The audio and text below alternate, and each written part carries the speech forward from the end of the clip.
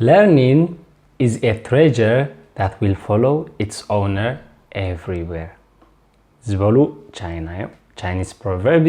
learning is a treasure ማለት መምሃር ሲ ወይ ድማ ፍልጠት ሲ ሃፍቲ እዩ treasure ሃፍቲ እዩ ማለት እዩ that will follow its owner everywhere ስለዚ ነቲ ዋኑ ኣብ ዝኸዶ ቦታ ዝኽተሎ ደድሕሪኡ ዝስዕቦ ሃፍቲ እዩ ትምህርትስ ደድሕሪኻ ዝመጽእ ሃፍቲ እዩ ኣብ ዝኸድካ እንተኸድካ ምሳኻ ማለቶም እዩ ቻይና እዮም ከም ኢሎም መሲልካ እንታይ ኣምጻእኻ ይብሉ ኣቦታት ኣብዚ ቻነል እዚ ክትመሃሩ ምምጻእኩም ብጣዕሚ ሕጉሳት ምዃናን ማዕረኽ እንደይ ከም ነድንቐኩምን ክንሕብረኩም ስለንደሊ ኣብ ጅሾው ኢኹም ዝብል ዘለኹ ሰላምታ የረሳዕኹን ከመይ ትቕንዩ ኩላትኩም ተኸታተልቲ መደብ ጅሾው ሓደሽቲ እቶም ዝነበርኩምን ብዝያፋላላይ ማለት እዩ ሎማ ዓንቲ ድማ ሓዳሽ ኣርእስቲ ሒዝና ተመይስና ኣለና ኣብ ዝሓለፈ ግዜ ብዛዕባ ተንስስ ክንመሃር ከለና ብዛዕባ ግስታት ብዛዕባ እዋን ናይ ግስ ዝሕብር ኣገባባት ጻሕፋ ማለት እዩ ክንመሃር ከለና ገለገለ ተንኪፍና ነርና ኣከታቲልና ኩሉ ተንስስ ዘይመሃርናኩም ኣሰልቻው ከይከውን ማለት እዩ ሓንሳብ ተንስስ ክትመሃሮ ቁሩብ እንታሽም ገብረካ እዩ ማለት እዩ ሕዘካ እዩ ስለዚ በብሓደ ቅኒ እንዳበልና ንሰደልኩም ኣለና ማለት እዩ ንሎም ዓንቲ ድማ ካፍተን ተንስስ ሓንቲ ብዛዕባ past continuous tense ኢና ክንመሃር ማለት እዩ past ማለት ሕሉፍ ማለት እዩ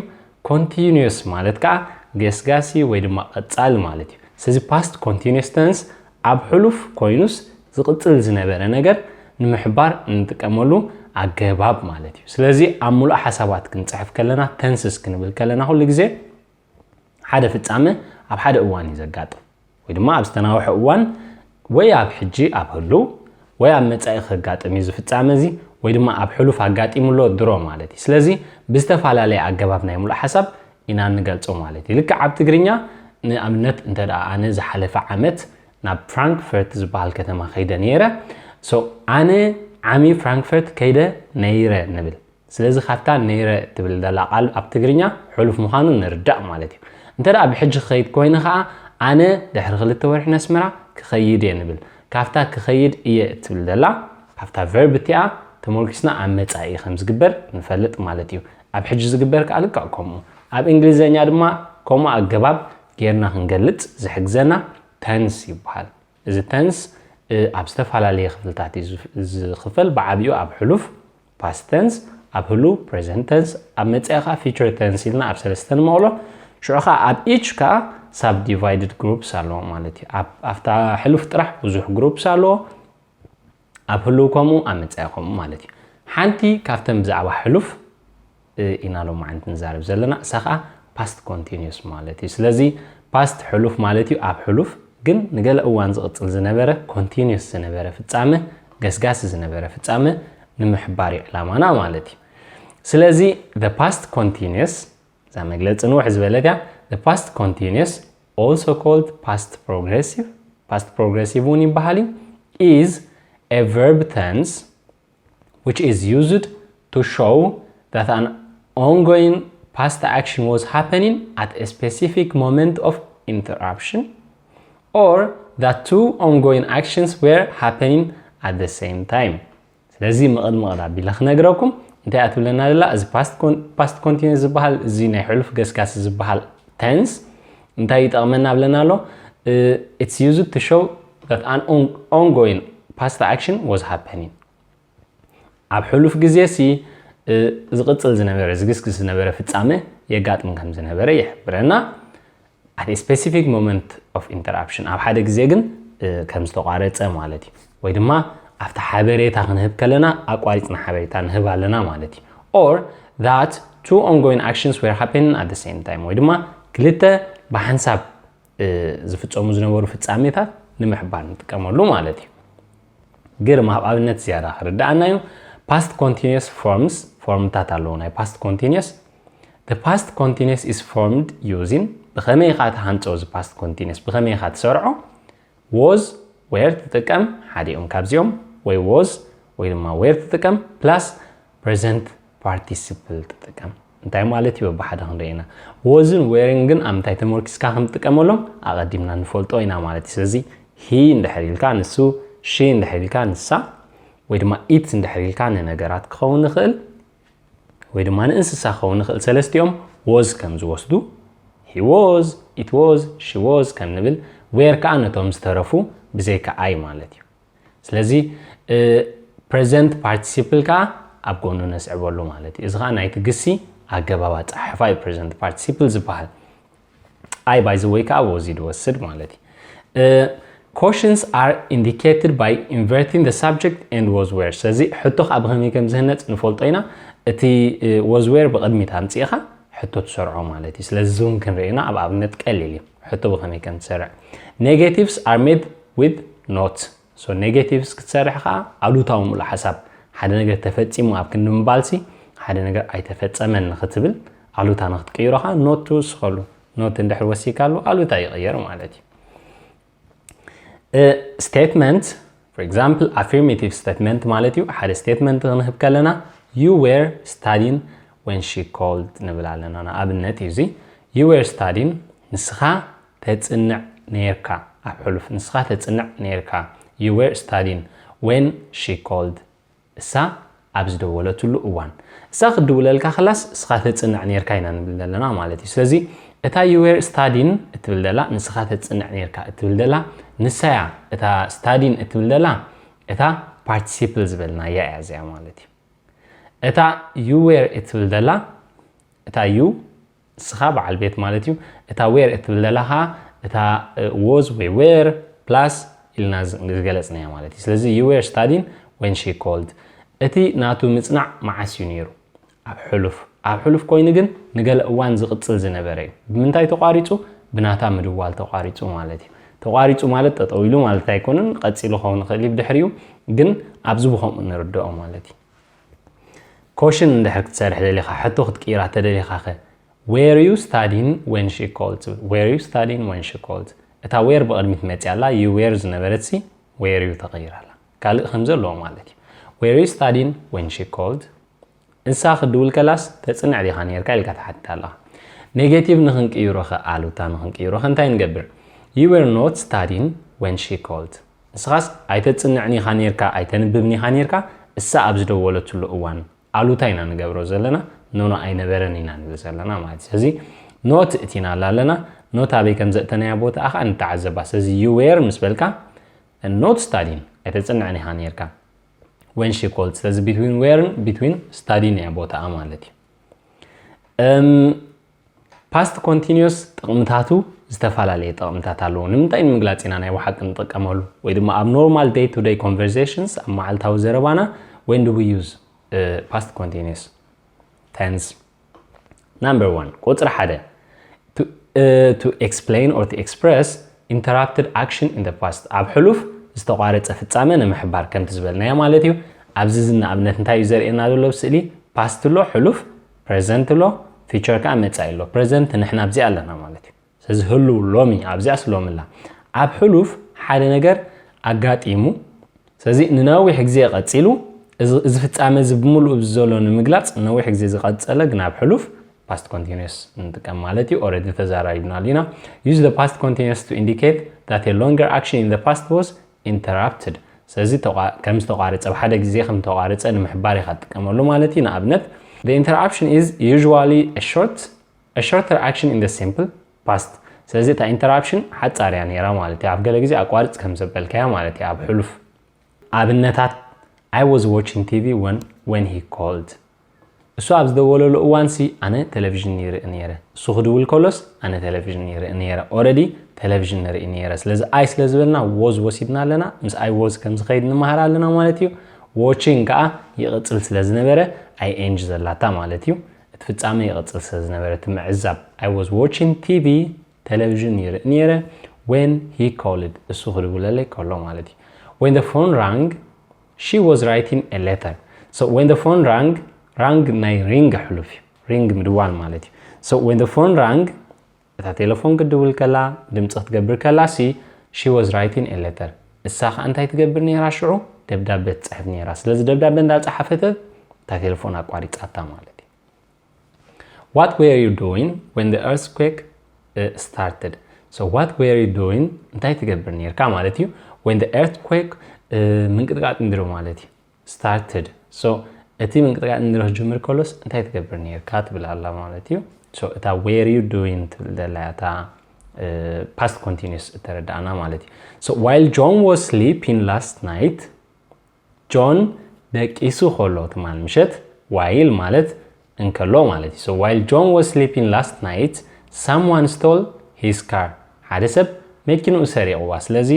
እቲ ፍጻመ ብምንታይ ከም ዝተቋረጸ ሕብረና ኣሎ መኪኑ ምስራቅ ተሲኡ ማለት አይኮነን ግን after ግዜትስ ገለ ነገር አጋጢሙ ንምሕባር እዩ ማለት ስለዚ while John was sleeping last night someone stole his car Dad was waiting for us when we got off the plane so Dad አቦና ማለቶም እዩ was waiting ይጽበን ይሩ so he ስለዝኾነ was ይልና ለና ያ waiting ምጽባይ ማለት እዩ for us when we got off the plane ካብታ ነፋሪት ክንወርድ ከለና ንወጽእ ከለና ሲ አቦና ድሮ ኮይኑ ይጽበየና ነይሩ ስለዚ አቀዲሙ ዝነውሕ ግዜ ይጽበል ለቦኦም ማለት እዩ ካልኣይ ጥቕምኻ specific time as an interruption ነታ መቋረፂ ግዜ ንዓን ምሕባር ውን ክንጥቀመሉ ንኽእል ኢና ማለት እዩ so ከምታ ዝረኣና የዛ ስእሊ እዚኣ in use one described above the past continuous is interrupted by a shorter action in the simple past ስለዚ after ዝሓለፈ ኣብ use one ኣብታ ቀዳመይ ጥቕሚ ከም ዝረኣና እንታይ እዩ it past continuous tense ብምንታይ interrupted ኮይኑ ነይሩ ብምንታይ አቋሪጹ ነይሩ by a shorter action in the simple past በሓንቲ ሓጻር ፍጻሜ ኣብ ሕሉፍ ማለት እዩ however you can also use a specific time as an interruption ሓንቲ ፍልጥ ግዜ ተጠቂምካ ከዓ ሓንቲ ፍልጥ ዝኾነ ፖይንት ናይ ግዜ ተጠቂምካ ከዓ እንታይ ኢንተራፕት ከም ዝኾነ ክትሕብር ትኽእል ኢኻ ኣብለና ኣሎ ማለት እዩ ኣብነት last night at 7 p.m. ትማል ምሸት ልክዕ ሰዓት 7 ማለት እዩ I was eating dinner ይበልዕ ነይረ ድራር ስለዚ ናይ ብሓቂ ኣይተቋረፀን እቲ ምብላዕ ግን ተስዓት 7 ትብል ደላ ኣበየናይ ግዜ ከም ዝነበረ ከባቢየናይ ግዜ ከም ዝተፈጸመ ንምሕባር እንጥቀመላ ኣለና ማለት እዩ At midnight ፍርቅ ለይቲ we were still driving through the desert ስለዚ at midnight ፍርቅ ለይቲ ሲ ንዝውር ነርና በቲ ምድረ በዳስ ንኸይድ ነርና እብል ኣሎ ማለት እዩ Yesterday ትማል at this time ትማል ከምዚ እዋንዚ ኣብዚ ግዜ እዚ I was sitting at my desk at work ስለዚ ትማል ከምዚ ግዜ እዚ ኣብ ስርሐይ ኣብ ጣውላይ ኮፍ ኢለ ነይረ ስለዚ ኮፍ ኢልካ ከም ዝነበርካ እታ ኣብኣ ዝነበረት ፍጻመ ንምሕባር past continuous ተጠቂምካ ኣለኻ ናይ ሕሉፍ ማለት እዩ and important ኣገዳሲ እንታይ ኣለና ኣብዚ in the simple past a specific time is used to show when an action began or finished ስለዚ simple past ክንጥቀም ከለና ኖርማል ሕሉፍ ክንጥቀም ከለና continuous ዘይኮነ ማለት እዩ specific time is used to show when an action began or finished ኣብ simple past እንታይ ንገብር ሓደ ግዜ ንሕብር መጀመሪ ግዜን መወድኢ ግዜን ንሕብር ኢና ማለት እዩ ኣብ in the past continuous ግን ኣብዚ past continuous ግን a specific time only interrupts the action ማዓስ ተጀሚሩ ማዓስ ተወዲኡ ዘይኮንና ንነግር እታ ኢንተራፕት ንገብረላ ዘለና ግዜ ጥራሕ ኢና ንሕብር ማዓስ ዝኾነታት ዚ ኣብ እከለ ግዜ ከም ዝገብር ነይራ ኣብቲ ከባቢ ግዜና ንሕብር ዘለና እንበር ንኣብነት ሰዓት 7ስ ይድረር ነይራ ትብል ስለዚ ማዓስ ከም ተጀመረት ታድራር ግን ኣይትሕብርኒ ኢኻ ወይ ማዓስ ከም ተወደአት ኣይትሕብርኒ ኢኻ ማለት እዩ እዚ ኣገባብ ናይ past continuous ጥራሕ ኣብ መንጎ ሰዓት 7 ኣብ መንጎ ኣብቲ ትበልዓሉ ዝነበርካ ግዜ ሓንቲ ነጥቢ ከም ዝነበረት ኢኻ ትሕብር ዘለኻ ማለት እዩ ንኣብነት Last night at 7 p.m. I ate dinner ድሕልካ እዚኣ simple past እያ simple past ማለት ሰዓት 7 ትማል ተደሪረ ትብል ኣለኻ ስለዚ እንታይ ማለት እዩ ሰዓት 7 ድራር ጀሚርካ ክትበልዕ ማለት እዩ እዚኣ simple past እያ Last night at 7 p.m. I was eating dinner ድሕልካ ግን past continuous ንዛረባ ኣለና ማለት እዩ I started earlier ኣቀዲምካ ጀሚርካ ኣለኻ ወይ ጀሚረ ኣለኹ and at 7 p.m. ሰዓት 7 I was in the process of eating dinner still ገና በልዕ ነይረ ማለት ሰዓት 7 ስለዚ ማዓስ ግዜ ጀሚረ ግን ልክዕ ንጹር ኣይተነግረን ኣይተሓበረን ዘሎ ማለት እዩ ሳልሳይ ጥቕሚ use number 3 parallel actions ስለዚ ጎኑ ገኑ ዝኸዱ ፍጻሜታት ንምሕባር ካን ጥቀመሉ ከምቲ ዝበልናዮ ማለት እዩ ንኣብነት past ለና present ህሉ ኣለና መጻኢ ኣለና ስለዚ ካብ ሕሉፍ ክልተ ዞም ቀያሕቲ ሕንጻጻት ንዕዮም ዘመልክቱልና ዘሎ ካብ ሕሉፍ ጀሚሮም ጎን ንጎኒ ዝኸዱ ክልተ ፍጻሜታት ንምሕባር ማለት እዩ when you use the past continuous with two actions in the same sentence it expresses the idea that both actions were happening at the same time እንተዳ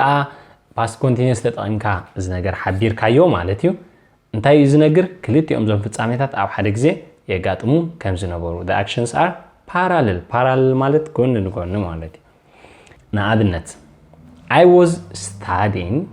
while she was making dinner ስለዚ I was studying ኣነ የጽንዕ ነይረ while she was making dinner ንሳ ድራር እንዳሰርሐት ከላ ስለዚ ንሳ ድራር ትሰርሐላ ሓደ ፍጻሜ ኣነ ድማ የጽንዕ ኣለኹ ክልተ ፍጻሜ ኣብ ሓደ ግዜ ማለት እዩ ስለዚ ዞም ክልተ ፍጻሜታት ብሓንሳብ ይጓዓዙ ነይሮም ንሳ ምግቢ ትሰርሕ ኣነ የጽንዕ ማለት እዩ ስለዚ ኣብ ሓደ ምህላዎም እዚ ኣገባባ ጸሓፋ እዚ tense እዚ ይሕብረና past continuous tense ማለት እዩ ወይ ድማ were you listening while she was talking እዚ ከዓ ክልተ ፍጻሜ ግን ብመልክዕ ሕቶ ማለት እዩ were you listening ማለት ትሰምዕ ዶ ነርካ ወይ ድማ ኣድህቦ ትህብ ዶ ነርካ when she was talking ንሳ ክትዛረብ ከላስ ትሰምዓ ዶ ነርካ ናይ ብሓቅስ ጽንት ብላ ዶ ነርካ ማለት እዩ ሕጂ እታ ናቱ ምስማዕን እታ ናታ ምዝራብን ክልቲኤን ብሓንሳብ ጎኒ ንጎኒ ዝኸዳ ፍጻሜታት ዝነበራየን ማለት እዩ what were you doing another question ሕቶ እንታይ ትገብር ነርካ what were you doing while you were waiting እንዳትጽበኻስ እንታይ ትገብር ነርካ so ክትጽበ ከላስ ስኢልካ ዲኻ ትጽበ ነርካ ገለ ነገር ትገብር ነርካ ያ ተሕቶ ክልቲኡ ምጽባይን ገለ ነገር ምግባርን ብሓንሳብ ዝኸይድ ፍጻሜታት እዩ ማለት እዩ Thomas wasn't working and I wasn't working either ስለዚ ቶማስ አይሰርሕኒ ነይሩ and ኣነኻ wasn't working so and I wasn't working either ስለዚ ክልቴና አይንሰርሕኒና ነርና ይዝብል ዘሎ ማለት እዩ ስለዚ ኣብዘን ሙሉኣት ሓሳባት ኣብ ኩለን ኣገደስቲ ቃላት ኣለዋ እሰንካ while ዝብላ ዘለዋ እየን ስለዚ እዛ while እትብል ደላ ኣብዚኣኻ either ማለት እዩ ኩላተን ዚአን ነቲ ክልተ ሙሉእ ሓሳብ ኮኔክት መግበሪ ጠቂመናና ኣለዋ መላገቢ ጠቂመናና ኣለዋ ብዘይበአን ክትገልጾ ይትኽእልኒኻ ሓደ ነገር ገብር ነይረ ንስኻ ከምዚ እንዳገበርካ ንምባል ማለት እዩ ራብዓይ ጥቕምኻ ኣትሞስፌር ዝብል ዘሎ ኣብ ሓደ ፍጻሜ ዝነበረ ኩነት ማለት ንምግላጽ እቲ ኩነት ንምግላጽ ኢና ንጥቀመሉ ማለት እዩ in English we often use a series of parallel actions to describe the atmosphere at a particular time in the past ስለዚ እቲ ኩነታት ከም ዝነበረ ንምሕባር እውን ንጥቀመሉ ኢና ሓደ ግዜ ዝብለና ዘሎ ንኣብነት example ነዋሕ ኣብነት ያ ግና ንእግረ መንገድና ከመይ ጌርካ ፓራግራፍ ዝመስል ሙሉእ ሓሳባት ከም ተንብብ ክንመሃር ንኽእል ኢና When I walked into the office, after office, እቱ ምስ በልኩ several people were busily typing. So several people ብዙሓት ሰባት were busily typing. በቃ ብጽዑቕ ይጽሕፉ ነይሮም ማለት እዩ Some were talking on the phones. ገሊኦም ኣብ ቴሌፎን ይዛረቡ ነይሮም The boss was yelling directions. እቲ ቦስ ከዓ ሓበሬታ ይህብ ነይሩ and customers were waiting to be helped. ካስተመራት ከዓ እቶም ዓማዊል ከዓ ሓገዝ ይጽበዩ ነይሮም ማለት እዩ ስለዚ ኣብ ሓደ ናይ ቴሌፎን ሰርቪስ ወሃበሉ ቤት ጽሕፈት ንሕሰብ ባህሎ እንታይ ሓገዘካ ገለ ዝበሃለሉ ምሻሎ so one customer was yelling at a secretary and waving his hands ሓደ ካብቶም ዓማዊል ከዓ ኢዱ እንዳዋጣወጠ ኣፍታ ሴክሬታሪ ይቋያቕ ነይሩ ምስ ኣይዛረብ ነይሩ ይብለና ኣሎ ማለት እዩ ስለዚ ኣብዚ ሙሉእ ሓሳባት ብምሉኡ ኩላዛ ኣብዚ ዘላ ሙሉእ ሓሳብ ብምልእታ ማለት እዩ ኣብ past tense past continuous tense ያተገሊጻ ደላ እንታይ ዓይነት ሃዋህው ከም ዝነበረ እንታይ ዓይነት ኣትሞስፌር ከም ዝነበረ ከዓ ይሕብረና ኣሎ ማለት እዩ ቢዚ ዝኾነ ኣትሞስፌር ከም ዝነበረ ብጣዕሚ ጽዑቕ ዝኾነ ነገራት ከም ዝነበረ ማለት እዩ ብዙሓት ሰባት ይዛረቡ ብዙሕ ቴሌፎን ብዙሕ ቆይቋ ከም ዝነበረ ንምሕባር ተጠቒምና ኣለና ማለት እዩ ቁጥሪ 5 ጥቕሚ the fifth repetition and irritation with always ስለዚህ ንምድግጋም ኩሉ ግዜ always እንዳበልካ ንምድግጋም ንምሕባር ክትጥቀመሉ እውን ትኽእል ኢኻ always ትብል ቃል ግን ክትህሉ ኣለዋ ማለት እዩ always ኩሉ ግዜ ማለት እዩ so a past tense ኮይኑ ብዙሕ ግዜ ዘጋጠመ 1 2 3 4 5 ዝተደጋጋሚ ዘጋጠመ ማለት ግን ኣብ ሕሉፍ ክኸውን ኣለዎ so the past continuous with words such as always or constantly says always ማለት ኩሉ ግዜ ማለት constantly ማለት ካብ ቀጻሊ ማለት እዩ expresses the idea that something irritating or shocking often happened in the past ሓደ ዝሕርቕ ነገር ዘይሕጉስ ነገር ብብዝሒ ይደጋገም ከም ዝነበረ ኣብ ሕሉፍ ንምሕባር እንጥቀመሉ ንኽእል ኢና ማለት እዩ the concept is very similar to the expression used to but with negative emotion لكا كمتانا used to إلنا نقلتا كما أقباب كم تماسسالي يزولو أقوما مالتي جن زين قالو تاوز هون سمعتات محبارنا نتكملو مالتي. Remember to put the words always or constantly between be and the verb plus ing. أبي كم تقومتو ندينا مالتي. أبنتات نهلا he was always coming to class late. كل جزء دونجي ناب class مت نيروينا نقولنا he was always coming to class late. She was constantly talking. كل جزء تزارب بقت عليها تزارب نيرا يزبدلو she annoyed everyone كل سب يحرقاته ولا لا مالتي. سلازي كل جزء تزارب كم زنبرت المحبار she was constantly بقت علي talking. قال تزارب نيرا was كا حلف مالتي he was always كل جزء coming late don't get up class مت نيرو مالتي. I didn't like them because they were always complaining. كل جزء يمارو سلز نبرو أنا عفتوه من عفتوه من نيرا إزبدلو سلزي they were نساتهم always complaining كل جزء يمارو نيرهم مالتي. أزي أتي تمرتي تناي تمرت خفالو نزل مسل نيرو بتعم نوحو مسانا كسافج سلت أنا حكم أزينا أنا مسجن قال نجار كسيبكم تكونون تسفانا يوم ده دحري الصعب حتى تعتلنا كم استمهاركم نمجم مالتيو سلزي fill in the blanks نتي عب دحري إزولو من الأوت بوتا مالتي سلزي question number 1 قدامي تحته dash they watching TV at midnight يعتبل كتر خلته بعلهم يوم كتقولوا زلكم يا انتهيكم تقولوا حسب بالكم مالتيو so we dash eating lunch in the cafeteria at noon. Number 3 dash you talking on the phone a few minutes ago. Number 4 dash I dash walking home when I saw the car accident. سلازي نزمسل نيرونا لو عند ذمرتنا اتن حتوتات كلاتن زنزرأهم من حتوتات verb to be هم تملون verb to be انت هم زخونه جوجل جبر عبيلكم ويدما فيديوهاتنا بحنتي انا له كاوري عبيلكم عب حلوف كايركم تو نلاوكم مالتي ملس دارغا نغيركم يقنيلنا ازينا اينا نمسجن ازمت فيديو يراخبنا كمتاب قدامي تمسلاز تزاراربنا تمرت كل غزي مسرت ناي بزح ازي بزح معبالن ناي بزح طقمتاتن كم زخونه كنردا يغبانا كل غزي ግን ከምታዝብላ ትምርት ማለት ዩኒቨርሲቲ ምኻድ ቤት ትምርት ምኻድ ወዘተ ጥራሕ አይኮነን ትምርት ማለት ባዕልኻ ነፍስኻ ንምዕባይ ትገብሮ ምንቅስቃሳት ውን እዩ ማለት ሲ ቡልቃኻ ትገብሮም ዕቤት ኩሉ ግዜ ንእግረ መንገድኻ ትምሃሮ ካብ ሰባት ትምሃር ካብ ኢንተርኔት ትምሃር ኣብ ከተማ ትምሃር ኣብ ስራሕ ትምሃር ኣብ ኩሉ ብትዕዝብቲ ባድህቦን ምኻድ ምንቃሕን ማለት እዩ ትምርት ክንብል ከለና ቤት ትምርት ጥራሕ አይኮነን ብዝተረፈ ኣዚና ነመስግን ከም ቀደምኩም شير ምግባር ሳብስክራብ ምግባር ክትተሓበሩና ንዝያዳ ናይ ዝዕቤት ንሕናውን ማእታን ከም ተማሳሳሊ